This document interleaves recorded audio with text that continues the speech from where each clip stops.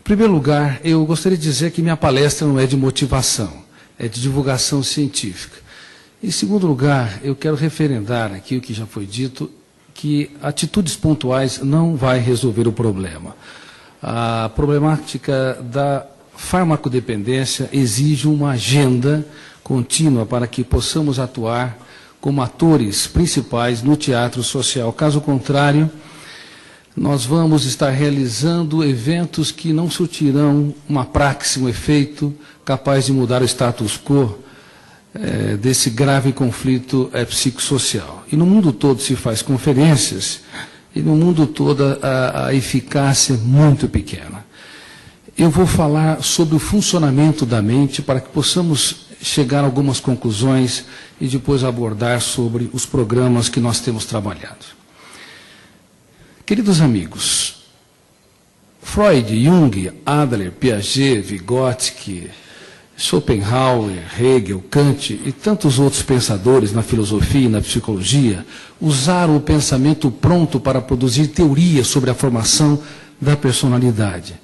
Mas poucos pensadores arriscaram-se a estudar de maneira sistemática como se constrói os pensamentos e como se forma o eu como autor da própria história. Isso gerou uma lacuna sem precedentes. Até hoje, nós não entendemos por que o ser humano não é protagonista da sua própria psique. Ele dirige carros, empresas, dirige aeronaves, mas é um péssimo diretor do script da sua própria história. É um péssimo gestor dos seus pensamentos e das suas emoções. E o fato de nós não termos estudado no passado o processo de construção de pensamentos e o processo de formação de pensadores, bem como os papéis consciente e inconsciente da memória, não estabelecemos ferramentas para que o eu, como diretor do script, fosse maduro, inteligente, altruísta, solidário, tivesse um caso de amor com a própria vida.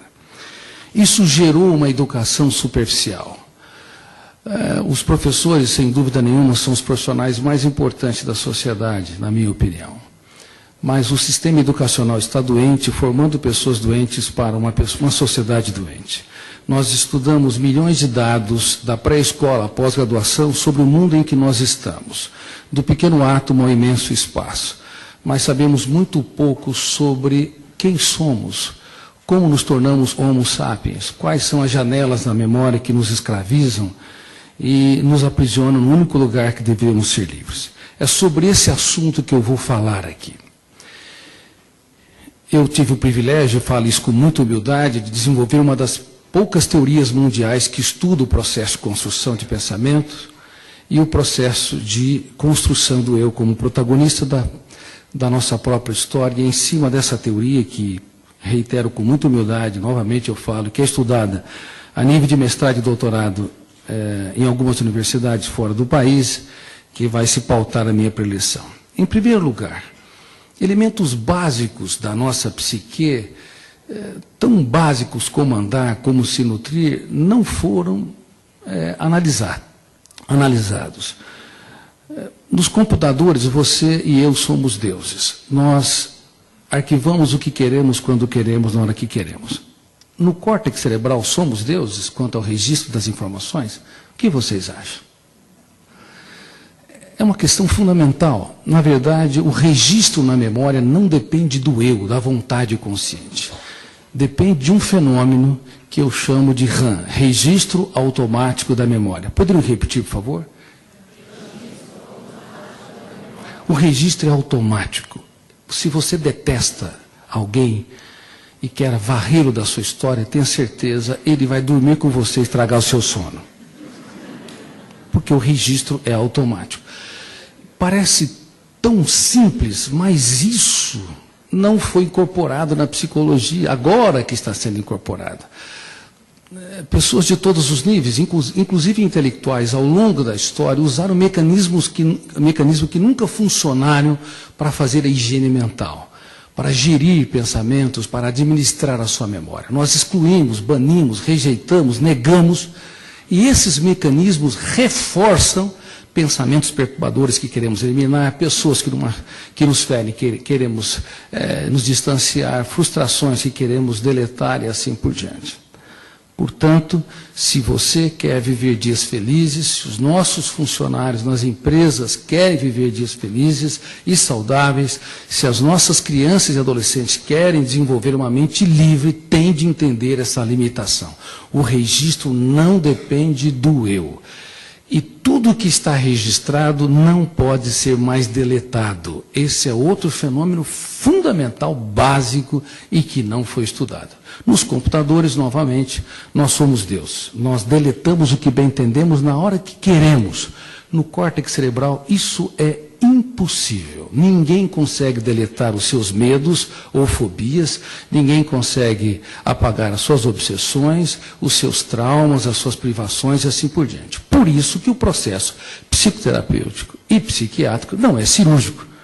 Numa cirurgia, o médico abre a pele, rebate músculos e encontra um tumor e o extirpa. Na memória humana, isso é impossível, a não ser que haja processos mecânicos, como degeneração cerebral, tipo mal de Alzheimer, um acidente vascular cerebral, um tumor cerebral e assim por diante. Caso contrário, o nosso eu não tem habilidade, não tem ferramental para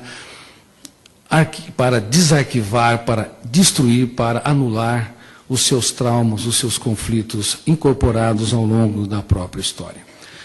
Terceiro ponto fundamental. Nós achávamos que o eu pensa o que quer, quando quer. Ou seja, eu tenho liberdade plena de produzir os meus pensamentos, de construir as minhas ideias e imagens mentais. Isso é uma verdade?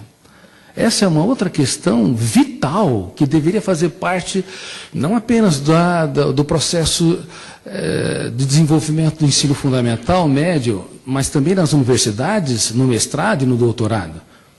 Bom, o eu é o diretor pleno da construção de pensamentos? O que vocês acham? Se vocês estão falando não, vocês estão dizendo que metaforicamente, quando estão dirigindo um carro, não apenas vocês pegam a direção do carro, mas há outros fenômenos inconscientes que podem dirigir esse carro. Pegar a direção, virar para a esquerda quando você quer virar para a direita. Brecar quando você quer acelerar, ou vice-versa. Se vocês estão dizendo isso, indica-se que a mente humana é extremamente complexa. A empresa humana não apenas tem um diretor financeiro, mas tem outras pessoas que podem usurpar o caixa da empresa e levá-la a um processo de falência. Bom, nós somos uma espécie altamente complexa, muito mais complexa do que nós imaginávamos até hoje, e de fato não apenas o eu é o construtor de pensamentos conscientes. Há fenômenos inconscientes que produz pensamentos sem a autorização do eu. Eles são importantes. Um deles eu chamo de gatilho da memória. No exato momento em que eu estou falando, cada gesto, cada palavra, cada verbo conjugado em tempo espacialmente é compreendido porque o gatilho abre milhares de janelas e psicossemanticamente há o processo de interpretação sem autorização do eu. Portanto, sem o gatilho da memória e sem as janelas que se abrem em milésimos de segundos, nós jamais entenderíamos as milhares de imagens, de sons, de palavras, de estímulos do mundo externo. Esse processo não depende do eu, são mecanismos inconscientes. Por exemplo, uma pessoa que tem claustrofobia, que é o medo de lugar fechado.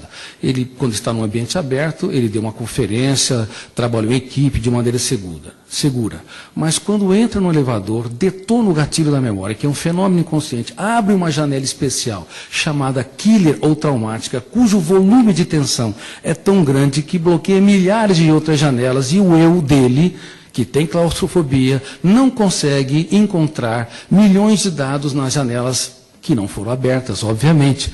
Consequentemente, a sua segurança vai se derreter como gelo no sol do meio-dia. Portanto, pessoas inteligentes e cultas podem viver um acidente emocional gravíssimo num foco de tensão. Se tem claustrofobia ou se tem fobia social, vai ruborizar, ter dificuldade de expressar suas ideias em público ou trabalhar em equipe. Se tem obsessão, vai ler continuamente uma janela por fenômenos que o eu não autorizou e vai produzir uma série de ideias fixas de conteúdo negativo. Ou seja, o eu, ele deveria ser um grande gerente da psique humana, da grande empresa chamada psique humana, mas ele não é preparado para ser o gerente, ele frequentemente é imaturo, ele não sabe gerir pensamentos, não sabe proteger a emoção e não sabe desatar as armadilhas da mente. É por isso que eu escrevi esse livro que eu estou publicando agora, Armadilhas da Mente. E nesse livro eu faço uma abordagem que eu fiz, inclusive há poucos dias, quando eu dei conferência para mais de 1000 auditores da Receita Federal. Eu brinco com eles, os profissionais mais temidos e não amados. Que são pessoas que eu tenho o maior respeito e a maior consideração. O eu deveria fazer uma auditoria da nossa psique para avaliar as nossas mazelas e misérias, avaliar os nossos conflitos, a nossa insegurança, a nossa dificuldade de gerir a nossa própria psique. Mas esse eu não foi treinado para fazer auditoria. Nós fazemos auditoria das nossas empresas, fazemos auditoria contábil, financeira, na área de produção, mas não fazemos auditoria da nossa própria psique. Não sabemos que devemos fazer a mais importante viagem que um ser humano deve empreender, uma viagem para dentro de si mesmo. Inclusive psiquiatras, psicólogos, que podem ser ótimos para ajudar os outros, acabam frequentemente não fazendo essa auditoria e, pelo fato de lidar com mazelas e misérias dos seus pacientes, não protege a sua emoção e também adoece com mais facilidade, tem mais propensão para transtornos psíquicos. Além do gatilho e das janelas da memória, existe um outro fenômeno chamado autofluxo. Ele lê a memória milhares de vezes, sem autorização do eu. Qual o objetivo? Produzir a maior fonte de entretenimento. A maior fonte de entretenimento é ou deveria ser não o sexo, a TV, o esporte, a literatura, a música, que são importantes, mas não deveria ser a fonte mais importante. Essas fontes são fontes colaterais. A fonte mais importante deveria ser o mundo das ideias, das imagens mentais, dos pensamentos produzidos pelo fenômeno do autofluxo. É ele que é responsável. No sonho, quando o eu repousa, no sono, quando o eu repousa-se, ele começa a produzir ambientes, circunstâncias, personagens e assim por diante. E durante o estado de vigília, ele é o grande responsável para você lembrar dos seus filhos, resgatar o futuro, ruminar o passado, criar circunstâncias, ambientes e assim por diante. O autofluxo tem um papel vital. Quando ele não consegue trabalhar uma série de imagens mentais, circunstâncias, ambientes para entreter, aspirar, inspirar, sonhar, fazer o ser humano sonhar, nós temos uma insatisfação de base inexplicável. Ainda que possamos ser aplaudidos e reconhecidos, nós vamos desertificar o território da emoção. E eu quero dizer isso, que os níveis de insatisfação são tão contraídos na atualidade, que a estabilidade da emoção é tão pobre e o nível de profundidade de prazer é tão diminuto que isso tem propiciado com que jovens e adultos no mundo todo partem para o uso de drogas.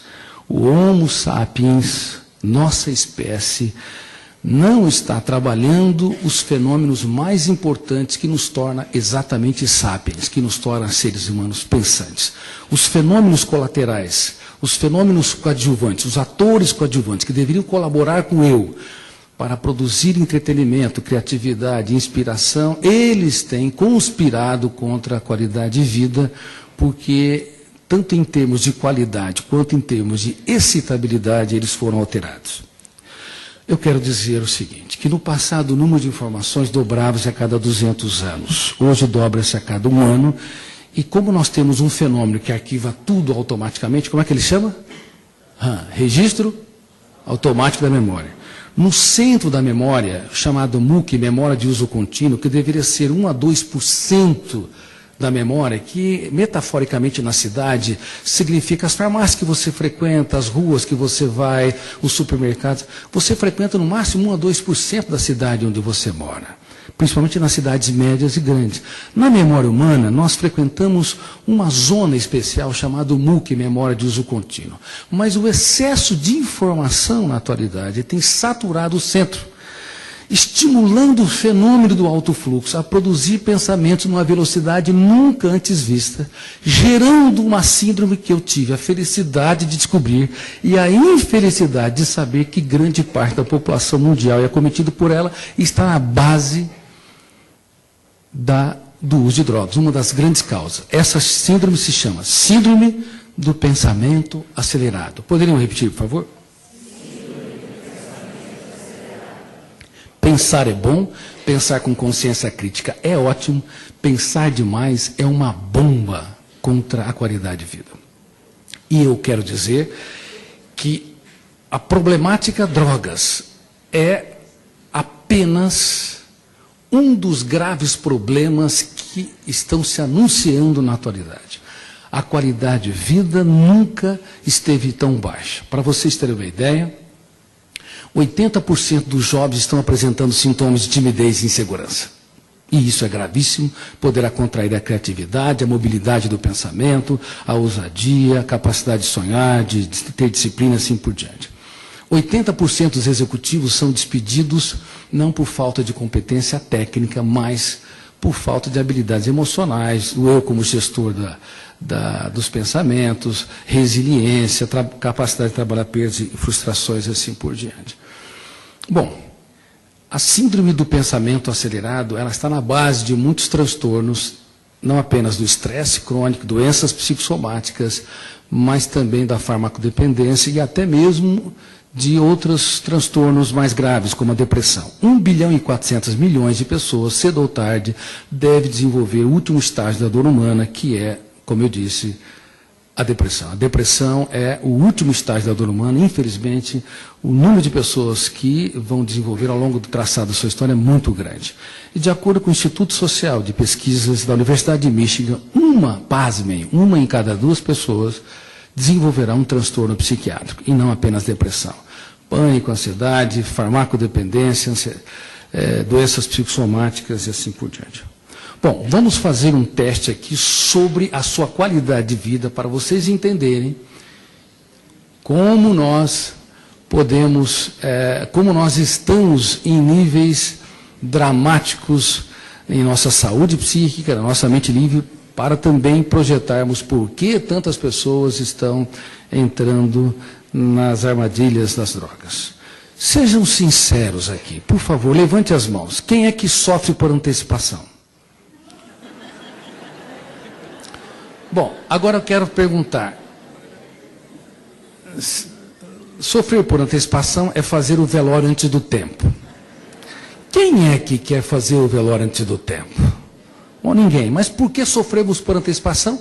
Porque o eu não é um bom gestor psíquico, porque o alto fluxo lê a memória milhares de vezes, devido ao excesso de informação, o excesso de atividade, o excesso de preocupações. Então, nós excitamos um fenômeno que é fundamental, e esse fenômeno, ao invés de colaborar, ele usurpa, controla o diretor financeiro, controla o presidente da empresa chamada mente humana.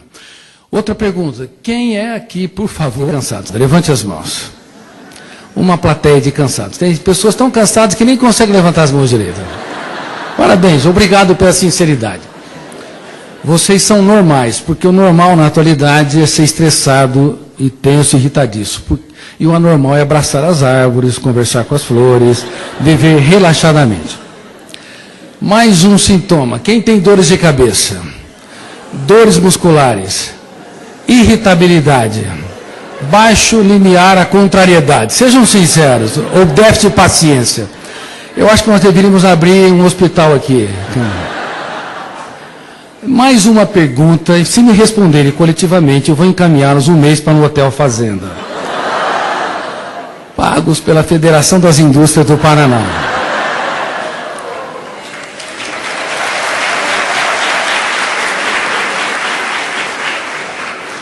Por favor, quem é que tem déficit de memória ou esquecimento? Levante as 2 mãos.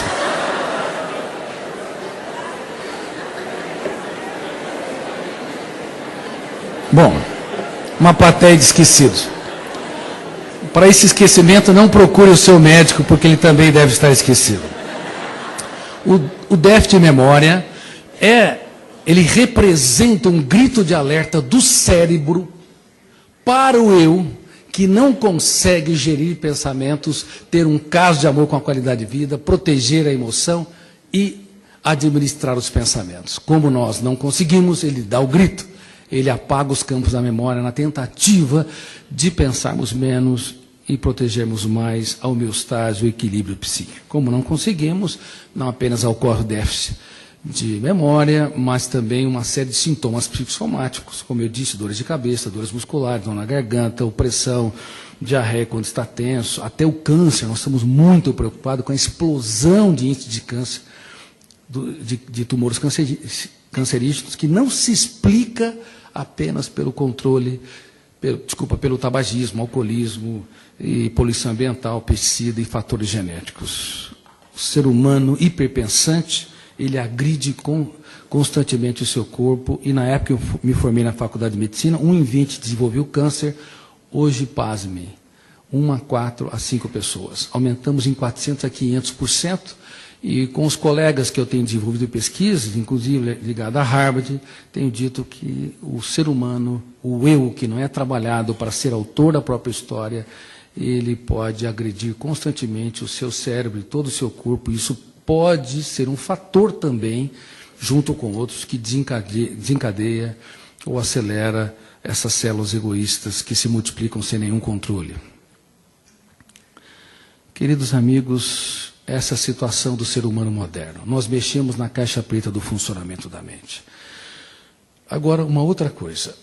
Falei da síndrome do pensamento acelerado. Agora quero falar da síndrome do circuito fechado da memória, que também tive o privilégio de descobri-la, e a infelicidade de saber que grande parte da população mundial é cometida por ela. A síndrome SPA, ela leva a um baixo limiar para a frustração, uma incapacidade de lidar com contrariedade, uma dificuldade de traçar projetos de vida, estabelecer critérios saudáveis para ter uma mente livre e, consequentemente, em pessoas mais fragilizadas, talvez não na maioria de vocês, mas as pessoas mais fragilizadas, elas acabam usando o álcool etílico, que é uma substância socialmente aceita e comercialmente livre, a cocaína, o crack, que são drogas ilícitas, como fator para aliviar a sua ansiedade, ou então como fator para produzir prazer, já que é um déficit enorme de encantamento, de alegria, de satisfação nas sociedades modernas. Quero dizer também que a síndrome do pensamento acelerado pautou por baixo o nível de autorrealização. Nós estamos na era da indústria do entretenimento. Qualquer criança e adolescente, por mais pobre que seja, tem acesso a horas por dia de televisão, ou de jogos de videogame, ou de outras brincadeiras que poderia propiciar o prazer. Nós deveríamos ter, neste século, a geração mais feliz e contemplativa de todas as outras gerações. Mas estamos diante da geração mais triste, mais insegura, mais insatisfeita. A síndrome do pensamento acelerado nos leva a precisar de muitos eventos para ter migalhas de satisfação. Eu já tive oportunidade de tratar de celebridades internacionais, de pessoas multimilionárias, e eu vi muitos miseráveis morando em palácios, porque eles eram ótimos para a sociedade, mas não eram para si. Eles não aprenderam a refinar o seu eu para fazer das pequenas coisas um espetáculo aos olhos. Eles não aprenderam a gerenciar pensamentos e a proteger a sua emoção. Portanto, queridos amigos, a atualidade, a problemática das drogas, elas devem ser compreendidas a partir do funcionamento da mente. O que está errado? Aonde nós alteramos? Quais são os mecanismos que se tornaram doentios para fazer com que esse Homo sapiens não seja livre? Não faz muito tempo eu dei uma conferência no Supremo Tribunal Federal, e ali eu disse que nunca, numa sociedade livre, quando eu falo sociedade livre, eu falo sociedades modernas, democráticas, nunca, numa sociedade livre, houve tantos escravos, no único lugar que é inadmissível ser um prisioneiro. Escravos dentro de nós mesmos. E a síndrome do circuito fechado da memória mais do que a síndrome do pensamento acelerado, encarcera o ser humano. Bom, eu disse que o registro é automático e involuntário, e ele forma janelas.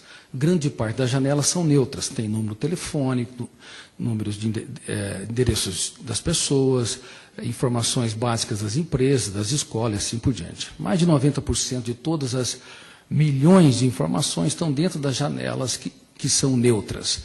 Mas há dois grupos especiais de janelas, um chamado traumática, conflitante ou killer, e a outra light, que ilumina o eu, estimula a consciência crítica, a capacidade de se colocar no lugar do outro, a capacidade de criar, de pensar multifocalmente, de racionalizar nossas mazelas. Então, as janelas light são importantes, elas vão definir nossos níveis de paciência, tolerância, generosidade, altruísmo. E as janelas killer, elas têm um alto volume de tensão. Quando você entra lá, o volume de ansiedade bloqueia milhares de outras janelas, fechando o circuito da memória, fazendo com que o Homo sapiens reaja como Homo bios.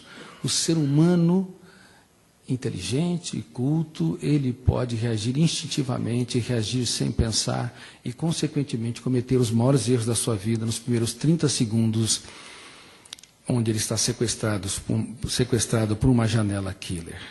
A síndrome do circuito fechado da memória, então, gera incapacidade de pensar antes de reagir, de se colocar no lugar do outro, de pensar a longo prazo, de ter um caso de amor com a nossa qualidade de vida, de dizer não diante das contrariedades e de não submeter à influência dos outros quando essa influência é doentia. Agora, imagine que os adolescentes, eles estão numa fase onde estão formando a base das janelas lights. E quando existem janelas killer, medo do que os outros pensam, falam de mim, angústia, ansiedade, humor depressivo, naquele exato momento, quando entram numa janela killer e também quando estão debaixo da síndrome do pensamento acelerado, diminui a consciência crítica, diminui a capacidade de ser autônomo, de ter opinião própria. Naquele momento, ele cede ao uso de drogas, mesmo que nas escolas falaram-se algumas vezes, não de maneira não profunda, mas abordaram o assunto, os pais abordaram o assunto e assim por diante. Naquele momento que se fecha o circuito da memória,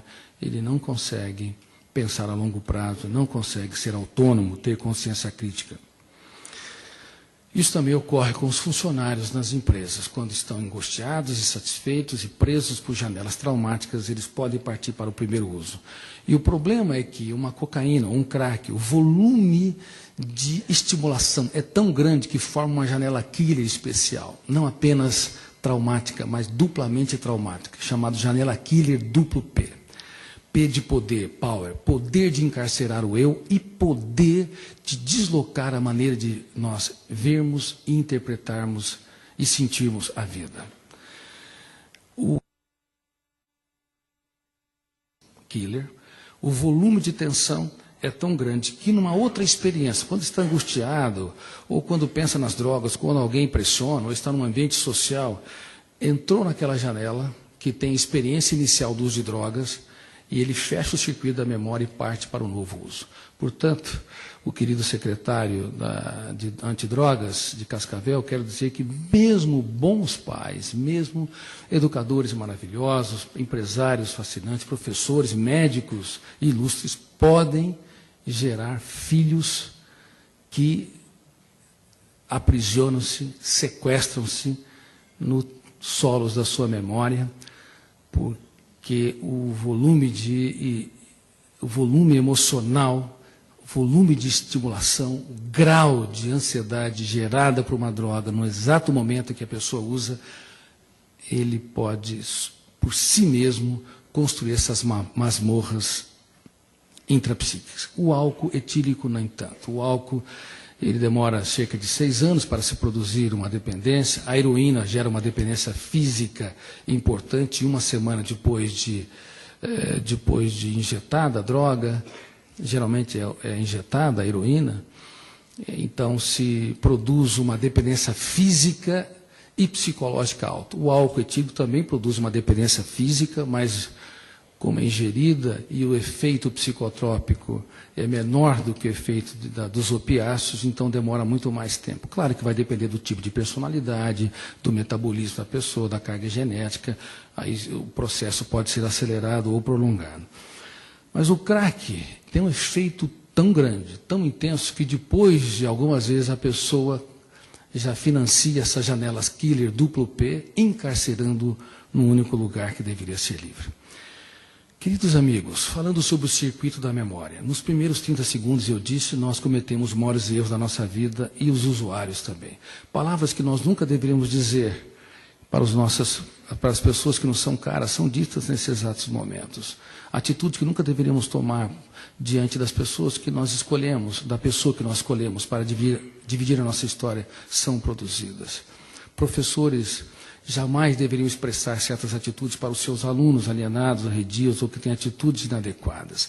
São produzidas nesses momentos. E nesses momentos onde nosso eu é um escravo, nós pressionamos, aumentamos o tom de voz, criticamos, excluímos, punimos e formamos mais janelas killer no outro, mais janelas traumáticas no outro, consequentemente expandindo os horizontes da dependência. É fundamental que todos os empresários tenham a consciência de que os seus funcionários representam o maior capital das suas empresas. Eles representam a joia da coroa. E deve ter um canal não punitivo, não de estranhamento ou de exclusão, quando as pessoas usam drogas, mas de acolhimento, de generosidade e de altruísmo. Um ser humano é verdadeiramente feliz, estável e profundo emocionalmente quando ele tem coragem para investir na felicidade dos outros. O egoísmo, o egocentrismo e o individualismo nunca foram defesas saudáveis e nunca foram o baluarte das pessoas saudáveis e livres, mas das pessoas doentes. Empresas saudáveis, eu dei palestra não faz muito tempo para 50 empresas psicologicamente saudáveis.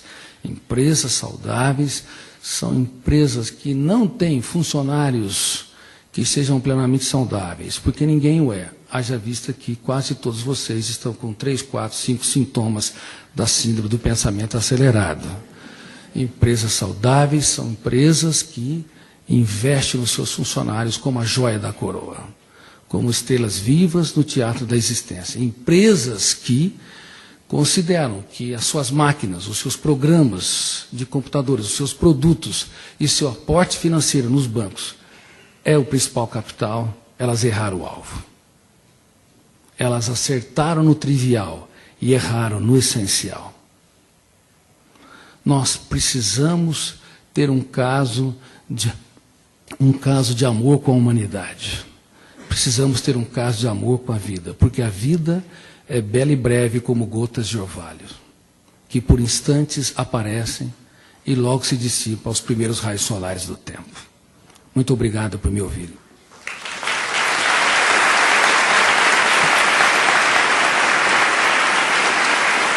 Muito obrigado. Muito obrigado.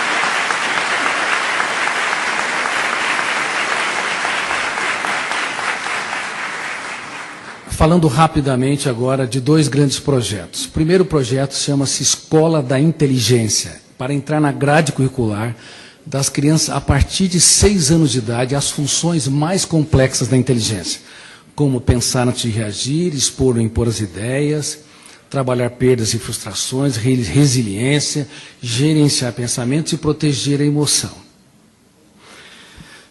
Nós vamos às lágrimas ao vermos os resultados. Há mais de 100 mil alunos já vivenciando o projeto Escola da Inteligência, prevenindo o uso de drogas, prevenindo transtornos psíquicos, debatendo ideias, inclusive melhorando o rendimento intelectual. Uma aula por semana, com sistema lúdico, áudio, audiovisual.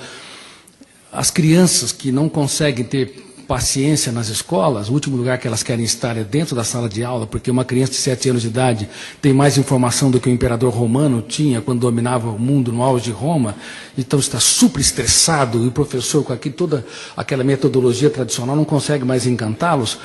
Eles não veem a hora de chegar à aula da Escola da Inteligência. Crianças, pré-adolescentes e adolescentes. E é muito fácil de ser aplicado, e nós democratizamos o acesso, e eu renunciei aos direitos autorais do programa Escola da Inteligência, para que ele possa ser aplicado em orfanatos gratuitamente e jovens em situação de risco. Muito obrigado. Quem quiser conhecer o programa, eu vou dar o site. Nós estamos apresentando para o SESI aqui também, pelo Flávio Ars, é www.escoladainteligencia.com.br. Só para vocês terem uma ideia, quanto tempo nós temos para fazer higiene corpórea? Tomar banho? A cada 24 horas? Claro que algumas pessoas tomam banho a cada 2 ou 3 dias, ou 4 dias. Outras, eu já tive caso, eu fiz cerca de 20 mil atendimentos psicoterapêuticos e consultas psiquiátricas. Eu atendi o caso de uma pessoa que tomava 40 banhos por dia. E para fazer a higiene mental, quanto tempo nós temos? No máximo 5 segundos. Produzir uma ideia perturbadora, o teu eu tem de desenvolver a arte da crítica, da dúvida, para reciclá-la enquanto a janela está aberta para o fenômeno RAM não operar o processo de registro, depois nós não conseguimos deletá-la. Aí nós acumulamos lixo ao longo da história. E as crianças estão aprendendo o que nós não aprendemos. Bom, e o outro programa chama-se Free Mind. Free Mind, no inglês, mente livre, emoção saudável. Esse programa Free Mind também desenvolveu ao longo de 10 anos, e ele é plenamente gratuito. Nós temos vários livros, nós confeccionamos através do aporte de várias empresas, onde nós estamos disponibilizando não apenas para as comunidades terapêuticas, mas também para as instituições, inclusive as empresas. FreeMind tem 12 ferramentas.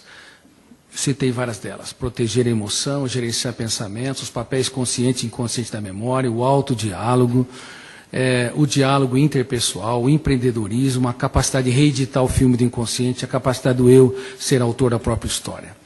Nós também ficamos extremamente comovidos com o programa, porque ele não apenas previne e reeduca a emoção no caso das pessoas que já estão usando, mas também ele estimula a promoção de qualidade de vida.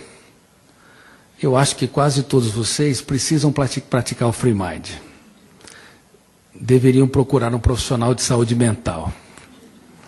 Brincadeira à parte, quase todos vocês precisam de refazer a sua agenda. Quem é aqui, por favor, que já foi traído de alguma forma? Levante as mãos. Tá, ótimo. Eu não vou perguntar aqui quem já traiu, porque seria indelicado. Mas eu quero dizer que todos nós já traímos nosso sono, nossos finais de semana, a nossa qualidade de vida, traímos o território da emoção. E o programa Free Mind é para resgatar todo esse processo. Eu quero dizer aqui que vocês acabaram de ganhar 500 livros do projeto Free Mind.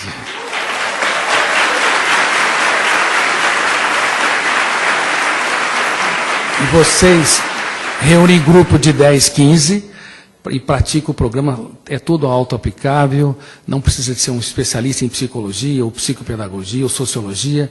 Mesmo pessoas que não têm experiência na área, podem trabalhar em grupo, fazer a dinâmica e estudar cada ferramenta uma vez por semana durante 2 horas. Nós também ficamos extremamente emocionados com o resultado.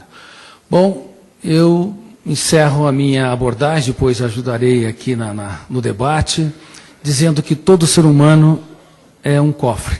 Não existe mentes impenetráveis ou irrecuperáveis. Existem chaves erradas. Não arrombe o cofre das pessoas. Quem é que já tentou mudar aqui uma pessoa teimosa? Levante as mãos. E quem é que conseguiu? Então, por favor, por que insistem? Não arrombe o cofre. Abra um canal de diálogo aberto com os funcionários da sua empresa. E, usando aquela frase do nosso querido amigo, as pessoas que mais precisam são aquelas que nós devemos investir mais, porque ninguém é desinteligente ou irrecuperável. Devemos nos fazer pequeno para tornar os pequenos grandes. Muito obrigado.